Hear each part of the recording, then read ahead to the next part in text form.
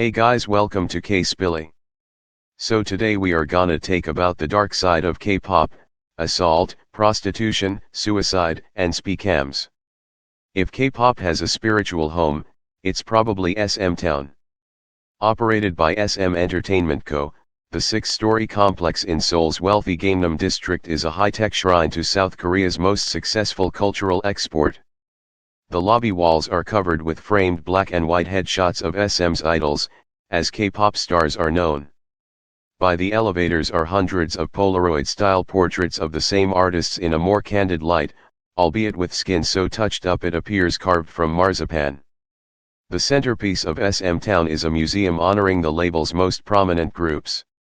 There's an extensive section for Super Junior, a 13-member boy band that was one of K-pop's first big-ticket acts, and another for Girls' Generation, a syrup-sweet ensemble that flirted with global stardom thanks to mixed-language tracks such as I Got a Boy, I Got a Boy / Cool, / I Got a Boy / Nice, / I Got a Boy Handsome Boy.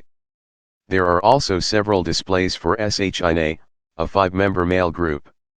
Or rather, a formerly 5-member male group. In December 2017, lead singer Kim Jong-hyun died by suicide in a Seoul apartment. The depression slowly chipped away at me, finally devouring me, he wrote in a final note. It wasn't my path to become world famous. It's a miracle that I endured all this time.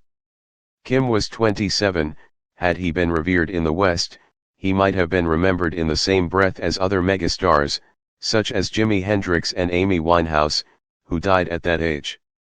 But at SM Town, Kim's death never happened. An otherwise detailed chronology of the band makes no mention of it.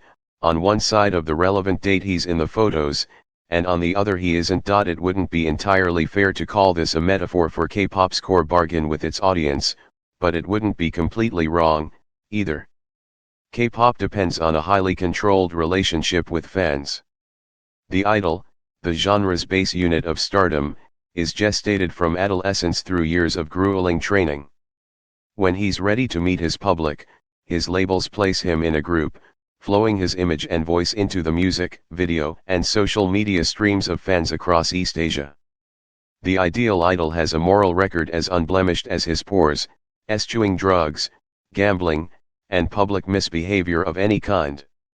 While female groups employ the usual male gaze clichés, the flirty schoolgirl, the doe-eyed ingenue, the frank sexuality of a Rihanna or a Lady Gaga would be unthinkable. And even though many K-pop songs are about relationships and breakups, labels often discourage dating. What the music loses in edge, it more than gains in marketability.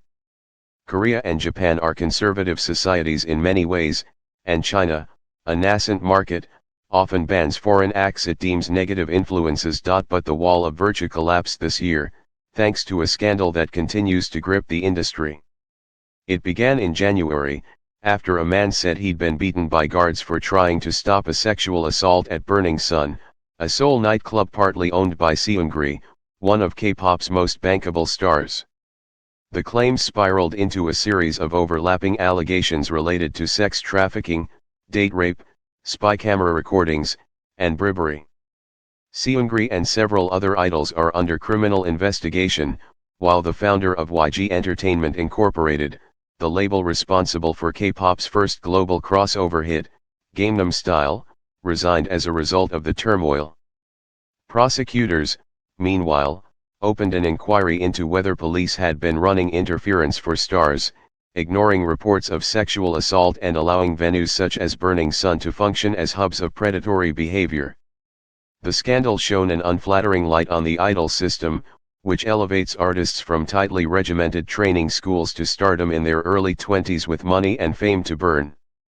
It's also triggered a larger debate about the treatment of women in South Korea, huge numbers of whom face harassment, assault, or surveillance by molka, or spycams, which are routinely discovered in hotel rooms and public bathrooms. Given K-pop's titanic cultural and economic significance, the revenue of the 4 largest K-pop companies in 2018 was about $1.1 billion, according to music export agency DFSB Collective. A real change in how it operates could shift attitudes in South Korea as a whole.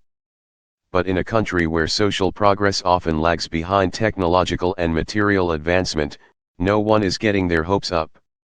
For women in South Korea, it's a desperate situation, says Sim Sang-jung, a lawmaker and former presidential candidate who's pushed for stronger protections against assault. At Burning Sun, police and the authorities tried to protect those who have power and conceal crimes, she says. In women's daily lives, nowhere feels safe. For most of his career, Seungri, whose real name is Lee Seung-hyun, stayed within K-pop's guardrails.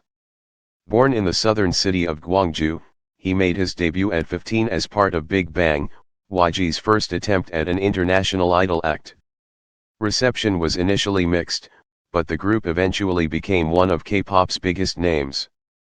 Seungri, who has a square jaw, thick hair, and prominent dimples, began releasing solo work and became one of the most recognizable Korean celebrities, staying popular even after a 2012 sex scandal sparked by a Japanese magazine's report that while spending time in the country he'd had sex.